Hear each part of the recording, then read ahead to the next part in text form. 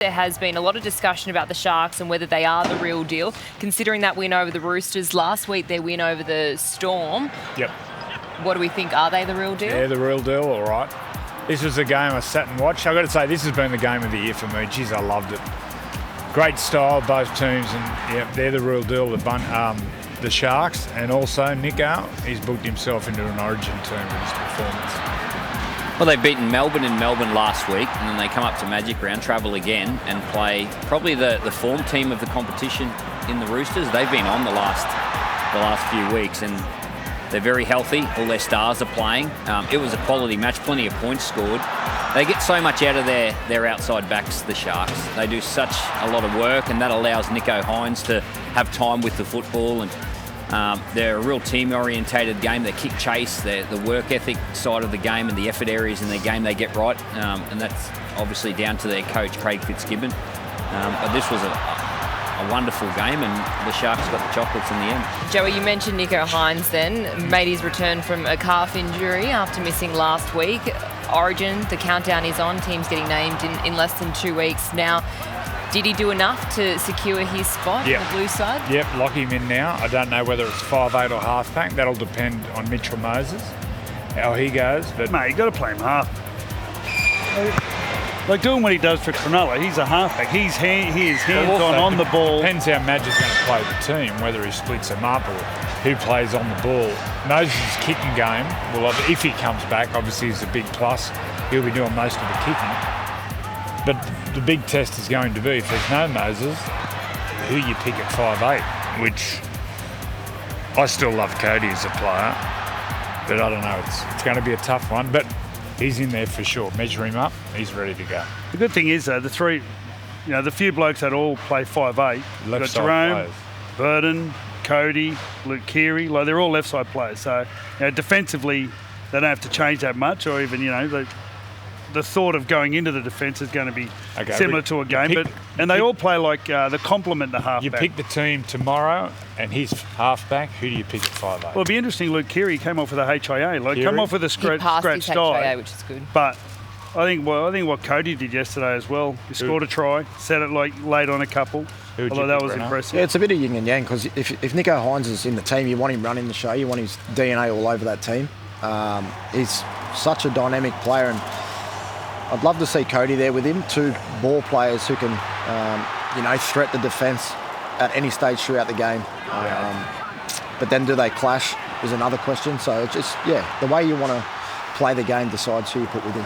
Yeah, if Nico's halfback, I'd be picking Cody at 5'8". They've played together. They played together in the All-Stars game. Have they have? Yeah. Okay. Does team form raise a concern at all for you in picking Cody? No, Cody's a big match player. Well, Reynolds played with him. He got man of the match last year in Game 3. We all know this year they're struggling a little bit, but he showed glimpses, especially last night. I think he showed glimpses. He scored a try there at the end, and he'll lift. And one thing about Cody, he plays. He won't be playing conservative. He'll bring the left side into play.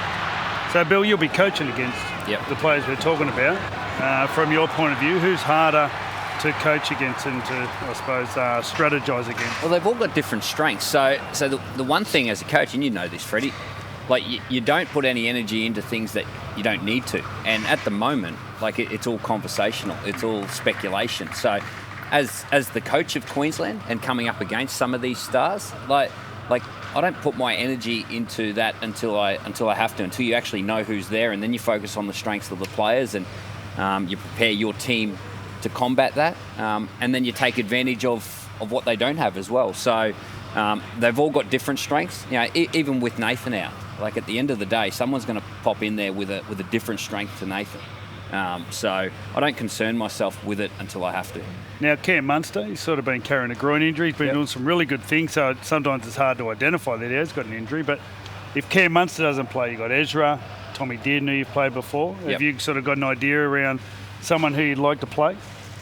Yep, you've got an idea. Look, at the end of the day, it's all about the actions that they put out on the field. And, there'll be a conversation with Cameron, obviously how he's going. He's been carrying a groin injury. That's been well publicised. So we'll sit down and we'll go over his game. But, this guy here, Tom Dearden, he stepped into Game 3 2022 and did a wonderful job. He's a real competitor. Ezra Mam has really stepped up over the last 12 months. I think he's one of the players that has grown as a ball player and a key player in a team. Without Adam there at the Broncos, he's going to learn different skills to manage games as well. He's adding a kicking game to his strengths as well now. So if you can continue that process to work with young Queenslanders up there at the Broncos, it'd be much appreciated. For someone like Cameron Munster, and his injury specifically, who he can struggle with it sometimes, and then sometimes it can be okay. How big of a risk is that, bringing someone into Origin camp who can be right to go, or can be in absolute pain and not okay to play? Yeah, they're all different, and I've been in both situations. I've played with injury and been okay. I've played with injury and haven't been okay as well. So, that's a calculated decision between myself and the player, and it also comes down to habits that they've got in their game as well, and what they've done in big games before. All of us have had groin injuries. Usually you can't train. If Munster came to you and said, I'll probably only have to do captain's run, would you pick him? Well, if he can only do captain's run, he's probably in a bit more trouble than he's making out. I've got the luxury that I do go to Melbourne Storm training once a week, and I have seen him there. He's had weeks where he's really bouncy, and he's done every session throughout that week. So it'll be a case of how he's playing and the habits that he's got in his game over the next couple of weeks, and then how he's feeling and how the groin's feeling leading into that selection process. We'll be watching this afternoon. You'll see it at 4 o'clock, live and free. Oh. How's that? That's See that, the bosses at 9? Look at this. Multitasking. No auto cue either. No auto cue. Well, I can't read. Reno, Ezra Mam has come out and said he thinks he can play halfback. Yep. What's your thoughts on, we've seen him play 5'8". What's your thoughts on his ability to play halfback? Yeah, I like that he's come out and wanted to do that. He's come to me and he said he wants to learn game management side of things. For me, I want to see him just progress his skill still. He's such a wonderful player and plays off the top of his head. And he does that to a great strength. To him wanting to learn the game management thing, I don't want him to fall in the trap of going down that road too much at the moment. But yeah, he's certainly someone that could do that well in the future. Yeah. Stop teaching, mate. He's up on the coaching and teaching. Just play. Hey, it's good for the game. Just play. 4 tries each in this game, and once again, Freddie, it was the conversions that proved the difference. I was talking to Adam before. Goal kicking is so crucial. If you're not kicking at 80% and above, then you nearly need to find a goal kicker, because if you have a look at every game thus far, it's gone down to the last couple of minutes, and it's come down to a try or a goal kick. I know Matt Burns, good goal kick. The man with the ball there, Stephen Crichton, he was a wonderful kicker at Penrith. I know he had a really good strike rate. But what's the thought, Adam? Like, if you're coaching and you understand the importance of goal kicking, what sort of percent do you need to be kicking at, and how important is it? Yeah, I think you need to be at 80%. It's such an important part of the game. It adds a bit of pressure as well. You go up by 6s. It can be the difference in a win or loss, and like it was on Friday night there. They just need to find someone and hone in on their skill, execute it, because, it could be the difference of making the 8 or not making the 8. Ricky Stewart's performance with this team, they lost Jack. I thought Jack White, and I thought they'd be the bottom 4 this year. The way he's made this young team believe, but then also the way they play is complementing their team. This I think could be Ricky Stewart's greatest achievement if he gets his team to the semi-finals even. I've got to say, Hudson Young the other night was unbelievable. He would be in my 17 in an Origin without a shadow of a doubt. He's a winner. He's tough, but I've got to say, well done to the young guys, but well done to Ricky Stewart. What a job. What they've done over the last 2 games is incredible. They had a bye in between. But at Manly, they were 20-0 down, and they come back and won at Brookvale. And then here in Magic Round, this was the first game of Magic Round, and it lived up to the standard. You have a look at that guy underneath, Ethan Strange. He is an out-and-out star. He lays on this try for Hudson Young. Hudson Young scored the last 2 tries for the Canberra Raiders, and he lays on this one here. He's dead set won the game for him the last couple of times, and he's only really early in his career. He's as tough as they come, and he's got the skills to go with it. Like what Ricky's done with this team at the moment is incredible. You just got to take your hat off to him. Ethan Strange is a great example of a young half or 5'8" coming into NRL. Young halves watching now. Your game has to be based around firstly defence, support play, but a running game. His running game is unbelievably so strong. I thought the best, the thing you were talking about with Ezra, saying you don't want the game management too early. Yep. Base your game around running. Same as Ethan. Yeah, well, he epitomises everything that Canberra's about at the moment. They're a nitty-gritty side. They're all effort, and he's leading that. He's such a strong ball runner, and you don't want to take that strength away from him. He's complemented nicely in their side too with their big forward pack, so he can get on the back of that, nice quick play the balls and take them on, and that's when he's dangerous. We haven't spoken about the adversity that they've overcome. There was 2 sin bins in this game. Jordan Rapana and Josh Papali'i went off just before half-time. So there was a 10-minute period that the Bulldogs scored 3 tries in that period when at least one of those players were off. There was 2 tries when both of them were off. This is the Jordan Rapana incident. And look, the decision's correct. He had time to pull out of that, and he decided to go through with the contact. The Papali'i one, he twists in a hip drop motion. I think it was influenced by his teammate a little bit. How come they lose their legs now? But at the end of the day, they overcome this. They overcome the fact that the Bulldogs hit the lead through this period. This is the half time and then the start of the second half. And to have that resilience to go on with the job and overcome that hurdle that they faced, that's incredible. You were speaking before about Ricky Stewart. He's signed on this week until the end of 2029. When do you see the next premiership coming to Canberra? Well, it's hard to say. But on the back of what he's doing with those young players, in particular the young guys, K.O. Weeks, Ethan Strange, who was the young fullback? Chevy Chase. Did I say that right? Stewart. Chevy Chase, very funny bloke too. It's in the line break. Chevy Chase. The young forwards, Emre Gula, he's coming in. Give me a break at the 50. Hurt my neck yesterday. I've been on the Val Kilmers all day. Moriarty and Trey Mooney. Anyway, happy 50th, mate. Yeah. Happy 50th, Joey. We're looking forward to seeing... and I've been behaving myself. I know. I only got up here this morning, so don't think I've been on the tear.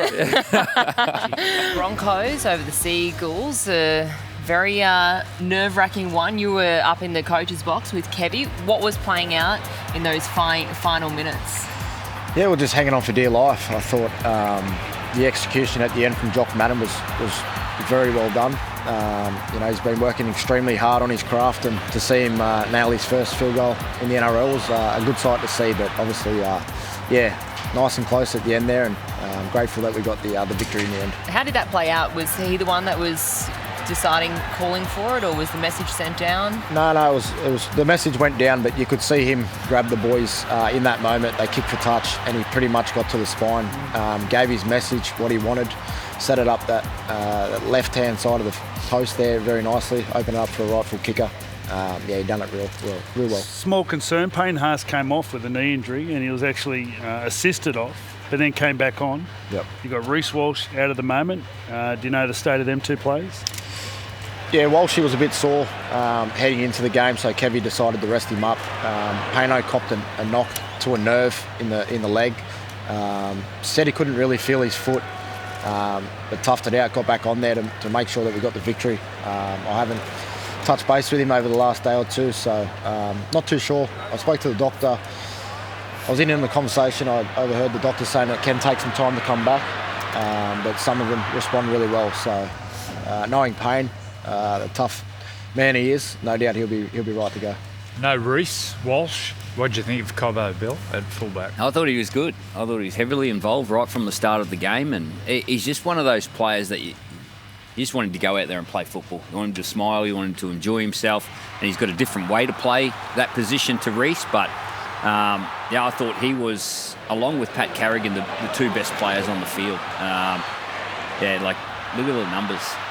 200 metres, 18 carries, 14 tackle breaks. It just proves how hard he is to tackle. when he gets involved in the game. What's he like to play with? Yeah, he's unbelievable. One of those talents that can turn nothing into something. I love him when he's smiling, having fun out there. And he brings a different dynamic to us when he's at fullback. A bigger body. We play him on the short side a fair bit. And we just want him to run. He's got a nice little pass there as well where he can create a little bit of an overlap there. Certainly different to Walshy, but he brings a lot of joy to the club. He's so relaxed.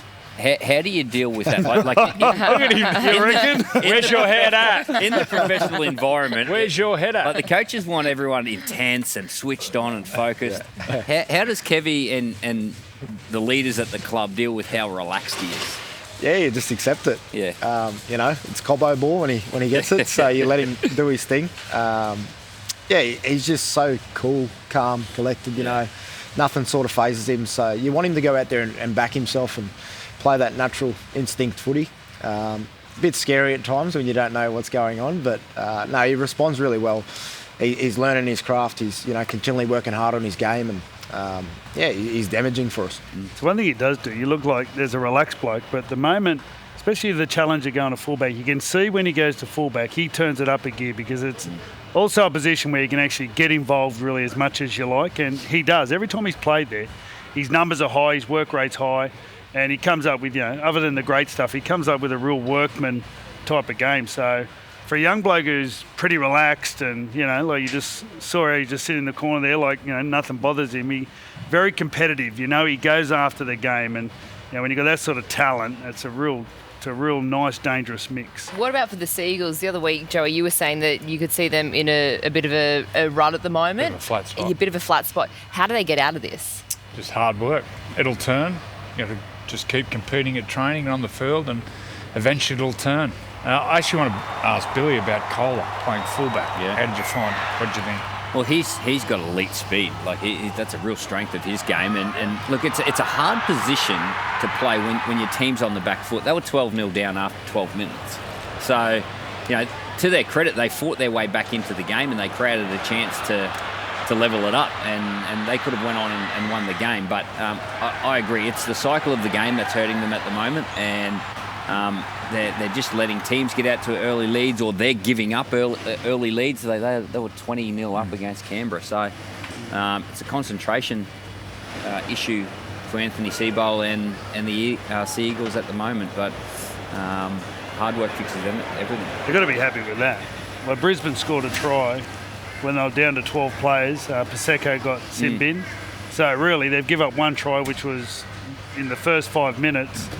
And apart from the second try, pretty much gave up nothing. And, other than the field goal. So if you're the coach, you're walking away from that performance pretty happy against the Broncos. Like, regardless of who was missing, they had plenty of dangerous players out there. Joey, how would you assess that Newcastle performance overall? I had 3 heart attacks watching the game. They got to a 10-0 lead after 9 minutes. I thought, well, here we go, fast track. Considering the players the Titans had out, but the Titans came back after that. I think it was 24-10 at half-time. But then the Knights came back. I thought the Knights got some very lucky decisions, but an attacking game, but the Knights need to be better. I got to say the Titans showed a lot of fight, considering Brimson, Tanner Boyd, Jaden Campbell, and a few others. I'm just trying to, but none of the Knights got away with in the end. Were they robbed? Were the Titans robbed? There was that no try from Brian Kelly. Well, by the letter of the law, it is, and here it is here. I've been saying for a couple of years, with these try-scoring situations, just show it in real time. If we look at it in super slow motion, there's a little bobble. Look, I was happy because I'm a Knights fan, but if you show it in real time, it's a try. You can't, but it's unrealistic.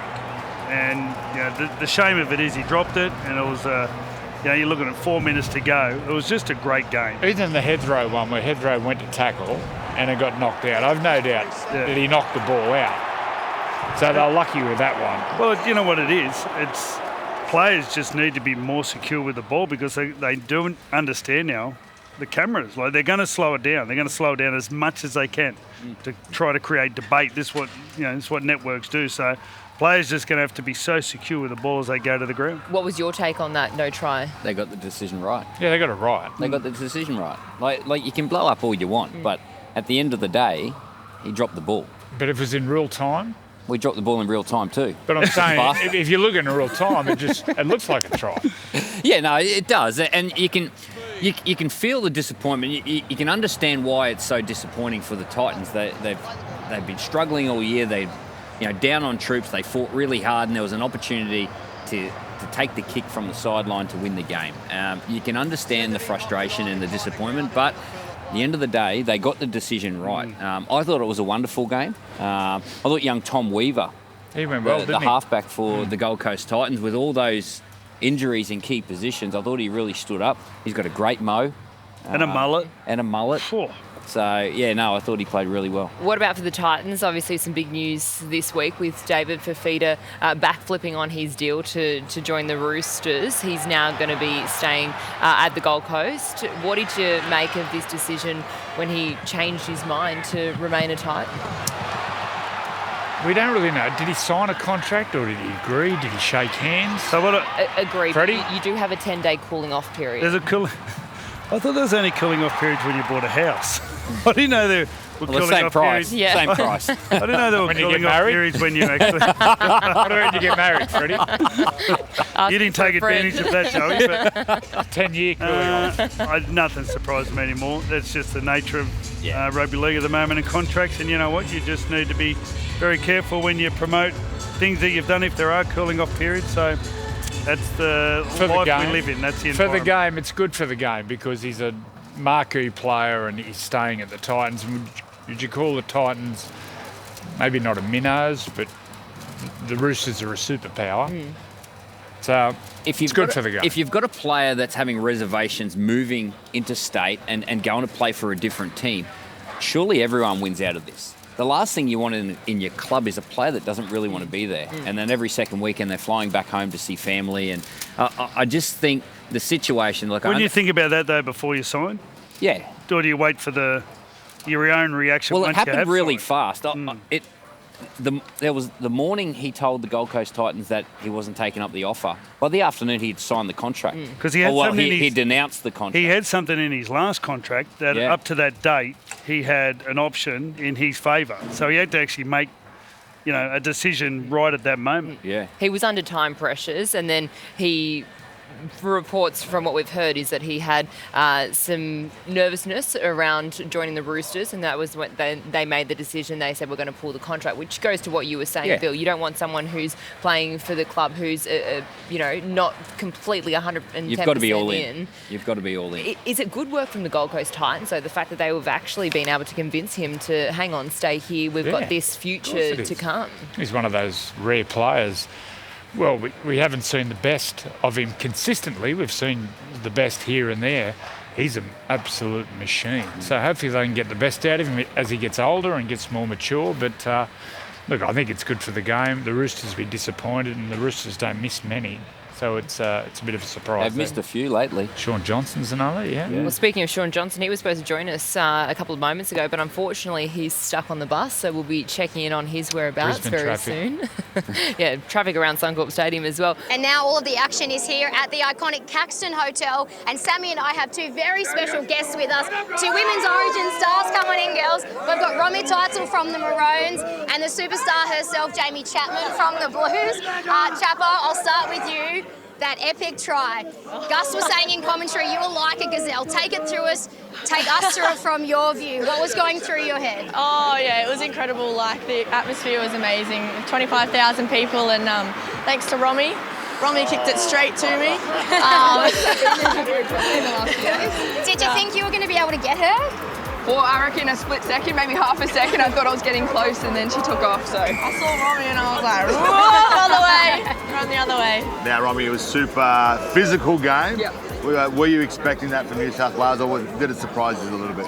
Yeah, I think so. I mean, building into the week, it was just so much excitement, and to come up here to Suncorp Stadium, 3 games for the Women's Origin, there was a lot to play for, and for us as Queenslanders, what it meant to play at Suncorp Stadium, we knew, and we just weren't able to rise to the occasion, and the Blues came out too fast, too hard. We lacked in completion and lacked to build momentum there. So I just want to check, You got any spiders on you, Chapo? Because they couldn't touch you out there. Yeah. You'll get it back in It was all game luck, two. you know. Game 2 Newcastle. It Here wasn't we go. just Chapo on the highlight reel. Caitlin Johnston, an absolute beast. She set up that first try for Emma Tonegado and scored the final one herself. What is it like playing alongside Caitlin Johnston? Yeah, CJ, she's a beast. She's so strong, so powerful and fearless. I think that's our word we had for the week, and I think the one person who is fearless is CJ, and I just look up to her, and she's just amazing on and off the field. Well, we are all very excited for game 2, so we have it from McDonald Jones Stadium up in Newcastle in a couple of weeks' time, live, free and exclusive right here on Nine's Wide World of Sports. This year, NRL on 9 is your one-stop shop for all footy. That's right, Freddie. Not about the highlights, action, 7 days a week. Billy and Gus podcast, get that on your drive on the way home. Immortal Behaviour, grab a seat on the couch for that, and of course my favourite, Freddie in the Own. The best footy brains, the biggest games. Don't trust the algorithm, subscribe to NRL on 9 and get all your entertainment there.